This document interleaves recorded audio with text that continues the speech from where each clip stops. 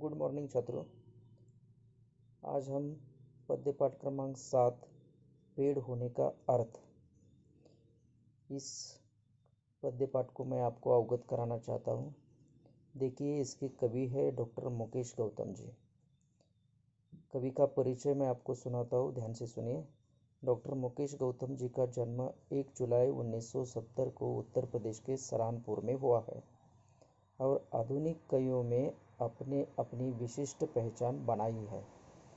इनकी प्रमुख कृतियाँ इस प्रकार है: अपनों के बीच, सतह और शिखर, सच्चाइयों के रूबरू, वृक्षों के हक में, लगातार कविता, प्रेम समर्थक है पेड़, इसकी क्या जरूरत थी, कविता संग्रह आदि है। देखिए, विधा का परिचय सुनिए। प्रस्तुत काव्य नई कविता की अभिव्यक्ति है। नए भावबोध को व्यक्त करने के लिए काव्य क्षेत्रों में नए प्रयोग शिल्प और भाव पक्ष के स्तर पर किए गए हैं। देखिए, पाठ का परिचय किस प्रकार है। देखिए कि भारतीय संस्कृति में आदिकाल से पेड़ों का महत्वपूर्ण स्थान रहा है। पेड़ों को देवताओं का स्थान दिया गया है। पेड़ों की पूजा भी की जाती है। उनके साथ मनुष्य के समान आत्मीयता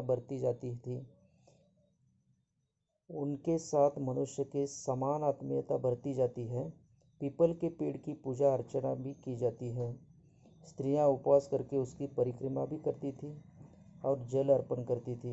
इसी प्रकार पेड़ के पूजन की भी प्रथा है। तुलसी का पौधा तो आज भी अत्यंत पवित्र माना जाता है। बेल के पेड़ के पत्ते भगवान शंकर के मस्तक पर चढ़ाए जाते हैं। वातावरण की शुद्धता के लिए पेड़ अत्यंत आवश्यक है, क्योंकि हमें जो विषैली वायु बाहर छोड़ते हैं, पेड़ उसे ग्रहण करके स्वच्छ और स्वास्थ्यवर्धक वायु हमें प्रदान करते हैं और हमें जीवन देते हैं। देखिए, कवि ने पेड़ और मनुष्य की तुलना की है। पेड़ क्या है? पेड़ दाता है। देखिए, सबसे बड़ा शिक्षक है पेड़, क्योंकि वो हमेशा देने का ही काम करता है।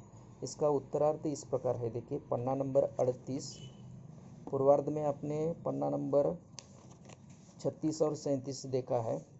आज हम क्या करने वाले हैं, पन्ना नंबर 38 पर जो काव्य पंक्तियां हैं उसका अर्थ और सारांश देखने वाले हैं।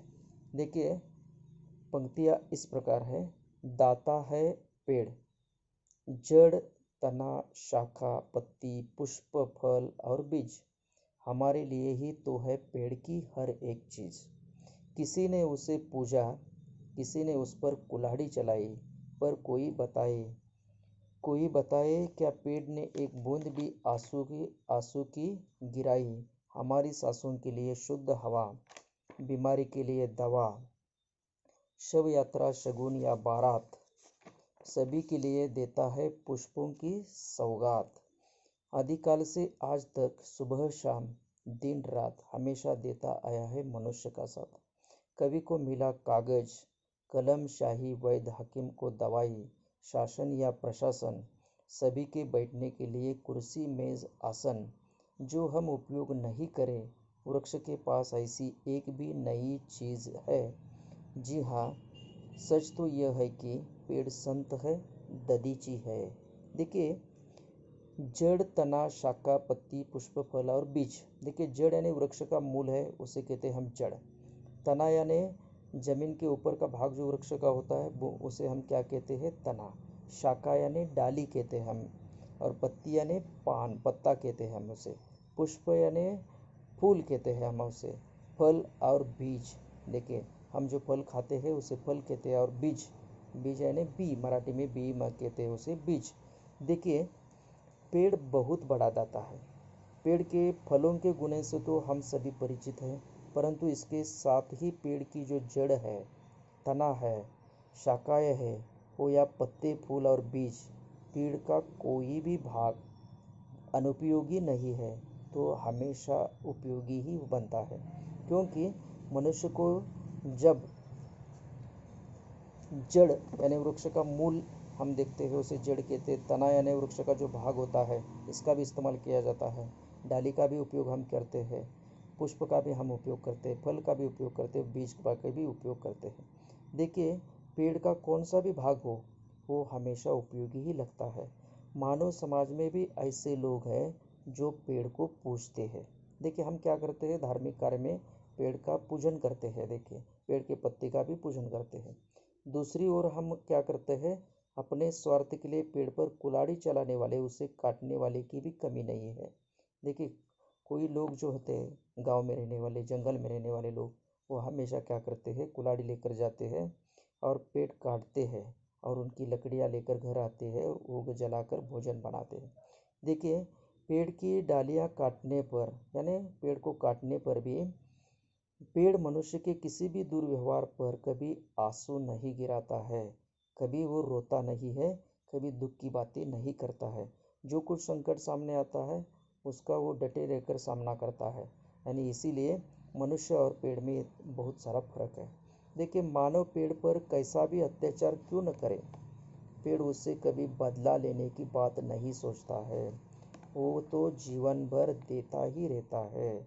मनुष्य स्वार्थी है। देखिए कि जो फायदे की चीज़ होती है वही मनुष्य करता है, लेकिन पेड़ ऐसा नहीं करता है। वो तो जीवन भर देने का ही काम करता है। सबसे बड़ा दाता पेड़ ही है। देखिए हम श्वासोच्छ्वास के माध्यम से जो विषैली वायु बाहर छोड़ते हैं और पेड़ उसे स्वच्छ करके स्वास्थ्यवर्धक बनाकर वो हमें प्रदान करता है। देखिए पेड़ रोगों के लिए भी विभिन्न प्रकार की औषधियाँ देने का काम करता है। मनुष्य समाज में किसी की शव यात्रा हो, शुभ कार्य हो, फिर किसी बारात हो, पेड़ सभी को सजावट के लिए पुष्पों का सौगात दे देता है। जब से सृष्टि का आरंभ हुआ है, अनादिकाल से पेड़ हमेशा मनुष्य को देता ही आया है।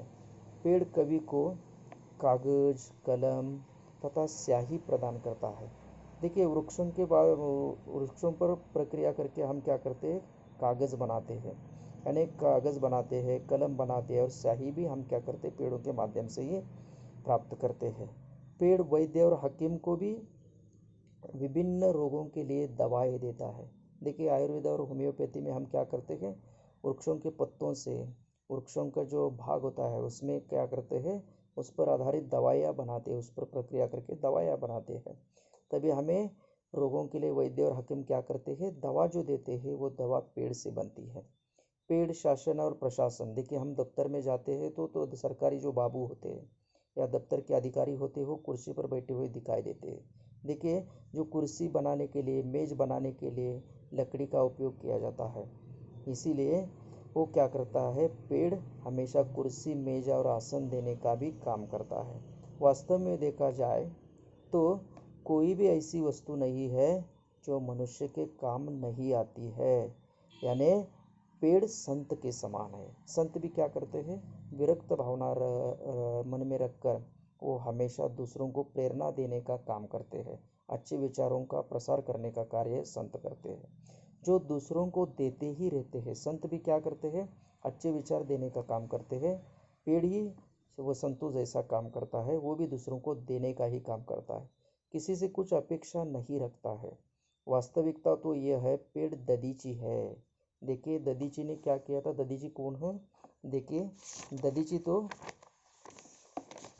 देखिए ददीची ने कौन सा कार्य किया था, कि ददीची ने क्या किया था, जब पर नया संकट देवताओं पर आया था तो वो संकट से दो हाथ करके उन्होंने देवताओं को क्या किया था, छोड़ देने का काम किया था। उस संकट से उन्होंने मुक्त करने का काम किया था और इसीलिए ददी जी का नाम आता है। उसी प्रकार पेड़ ने भी वैसा ही काम किया है।